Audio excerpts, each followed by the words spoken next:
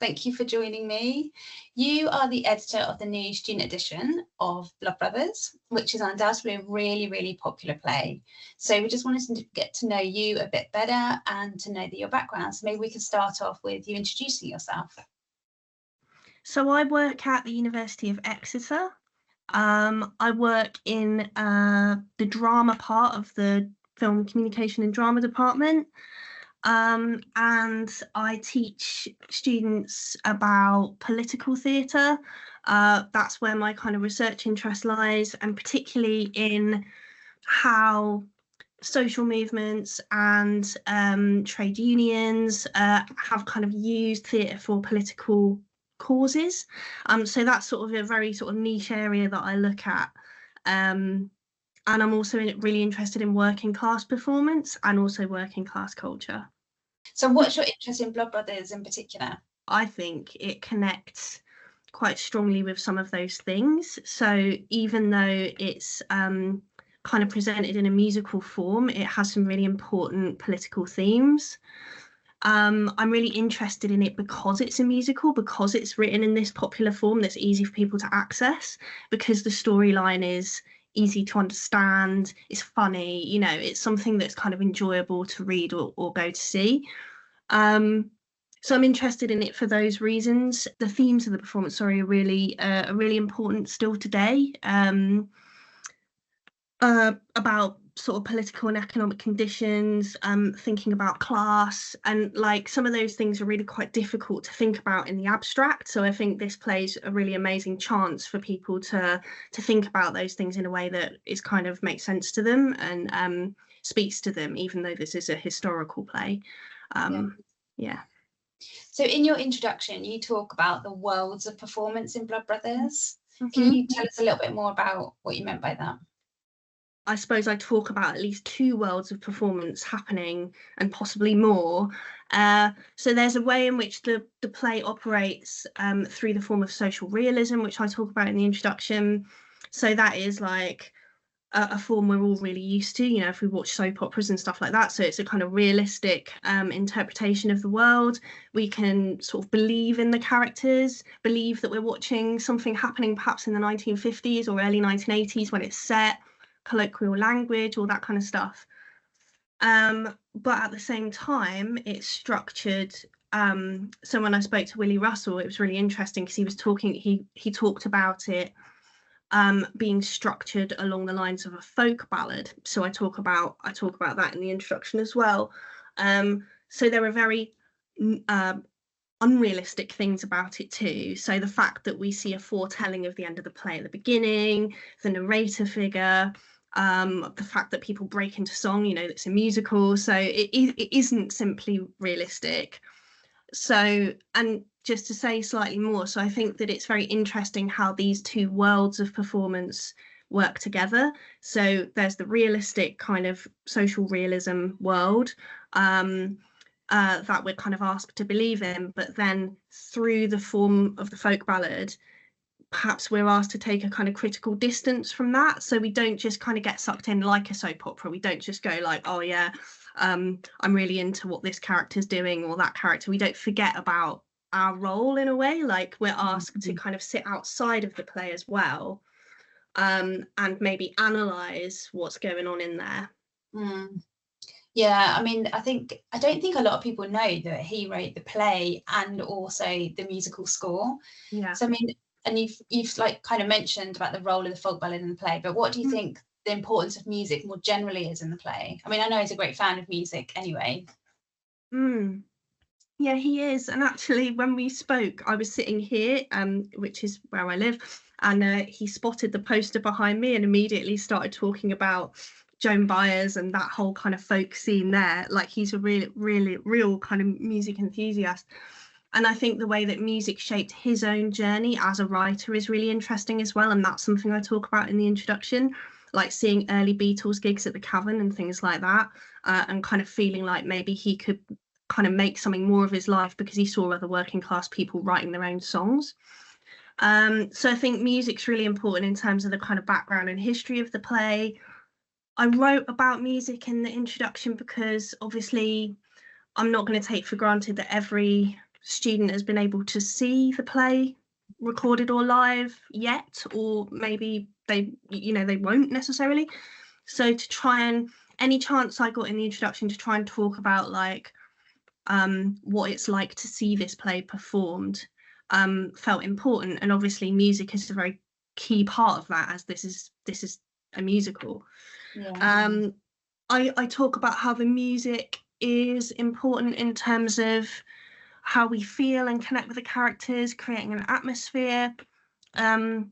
Also how it like creates a deeper understanding of what's going on. So I talk also about music as kind of sound effect as well. So sort of understanding characters' emotions through particular sounds and musical accompaniment that's going on. And also as a book musical, this is a musical that's been structured through songs. So we understand the narrative progresses through the songs as well as through the spoken dialogue.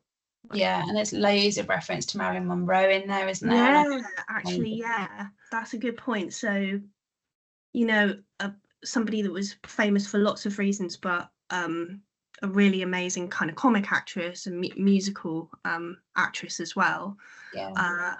Yeah, really interesting, those references, I think.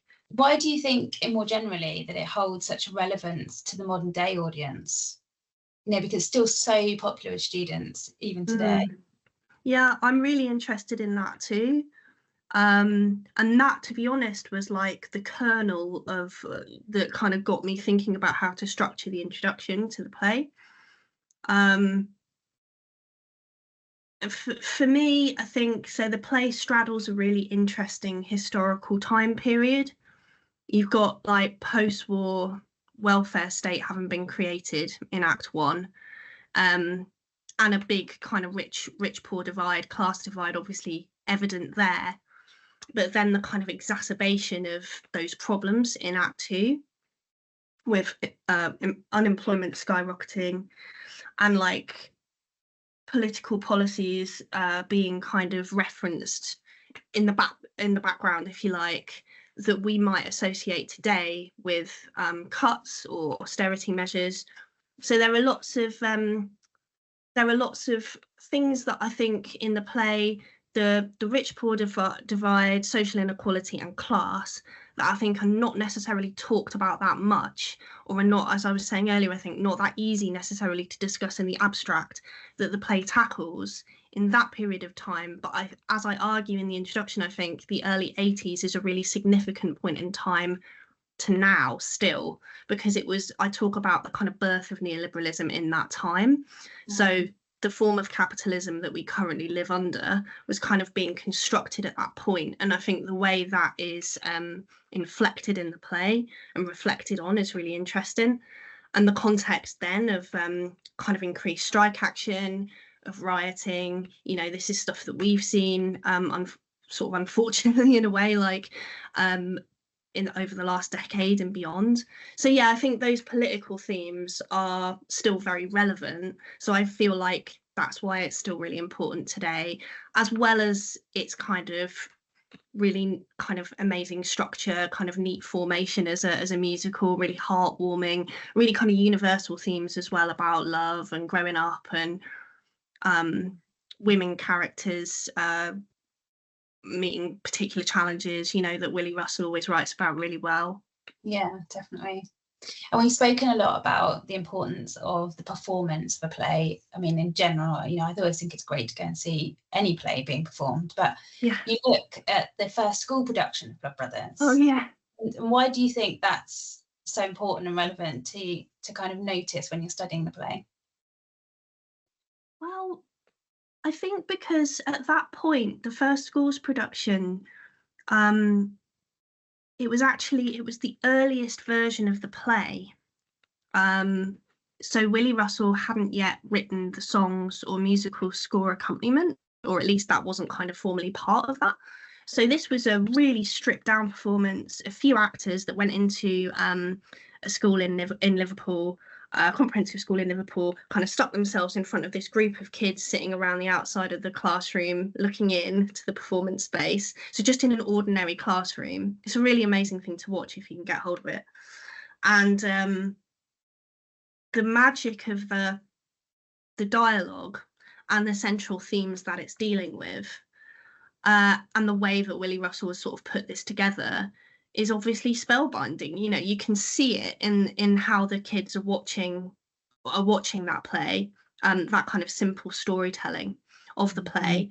And then afterwards their comments are really nice, in terms of like what it was that engaged them about it, which is also something I write about in the introduction, because again that really helped me think about what I wanted to write about in terms of pulling out what felt really key and important and at the core of it. Yeah, definitely. And what do you think those key themes are? If you were approaching Blood Brothers for the first time, if you were going to teach it or you were studying it, what do you think those key bits that you would pull out? I would be really interested in teaching about the theme of class in the play. I think it's very central. I don't really see how you could kind of approach the play without tackling that issue. But I also think it's an opportunity to discuss it. So my students that I teach at the university, they're often kind of coming into class very literate actually in issues of race or gender. But when it comes to class, they don't necessarily have a language for that or a kind of understanding of it. So that's quite difficult. But then at the same time, they seem always really keen and eager, and then get really stuck into it. And it becomes really interesting to think about that in relation to their lives. So yeah, I think that's what I would be most interested to talk about. Also the role of women, which we touched on. I was thinking earlier about Marilyn Monroe, so I only really mentioned Marilyn Monroe properly in the timeline at the beginning of the introduction and then at the notes in the end. But yeah, she's quite a fascinating figure, and you could think about the mother characters and Linda, and their kind of operation in driving the plot forward. And also I talk about Mrs. Johnston, so the Mickey's mum, as the, maybe this is her play, you know, so her sort of standing outside of the play slightly with the narrator at the beginning. But yeah, also those references out to kind of interesting figures from the entertainment world who were also interesting political figures, and what Marilyn Monroe, like her life story, the way that actually maps onto certain themes like adoption, addiction, women's struggles that are kind of come through in the play could be a really like interesting point to look at. Yeah, definitely. In terms of the performance, we know Blood Brothers is set text on English qualifications, but also drama qualifications. They're both look at completely different things. So for a drama student, if you're looking at the performance of Blood Brothers, are there kind of any elements of a favourite performance that you might have seen that you thought worked really well? Or yeah, that's an interesting question. I don't have a brilliant answer for it in a way, because I've seen one live performance. I was lucky to see a live performance when I was younger with my mum, and it was the touring production. So obviously that has made an impression. A professional touring production that was. Then watching the school's production that we were talking about earlier was great, to see the kind of evolution of the play from that more simple form to something much more kind of substantial. And I don't know. I mean, if I was thinking about this as someone teaching performance, I would be really keen to think about what the students would make of it in terms of taking some of its themes and running with those. And I thought about including suggestions for that kind of exercise in the introduction, but I that wasn't what the introduction should be doing. You know, the editorial team thought best not. But I think that student interpretations of how they might create something kind of based on it would be a really interesting way to go. Yeah, I mean, I think there are just so many elements you could take for Blood Brothers, aren't there? I mean, I think it'd be brilliant to see a student production of it. Yeah. So we've recently just run a Blood Brothers bookmark competition where we've asked their favourite quotes. So I wanted to end the interview with what your favourite quote of Blood Brothers is and why. I'm just looking at my notes here because I really struggled with this one. Actually, probably the end, near the end, I think it's the narrator says, and do we blame superstition for what has come to pass, or could it be what we the English have come to know as class? Because I think that really like sums up so much of what's been happening, kind of underlying the storyline and the plot of the play. I also really love lots of things that, for example, Eddie says. I think the humour in the play is really fantastic. Like, it's a funny play to read, particularly where he's taking like Mickey's swear words and then using them to be bold to adults that are trying to control him, for example.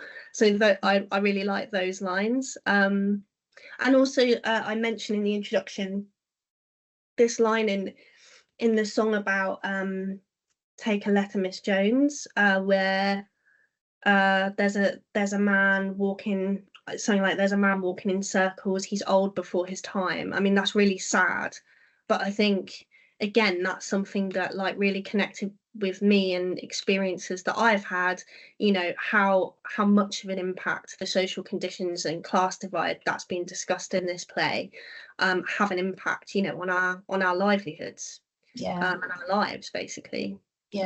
And still so relevant as well today, aren't they? Yeah. Wonderful. Thank you so much for speaking to us.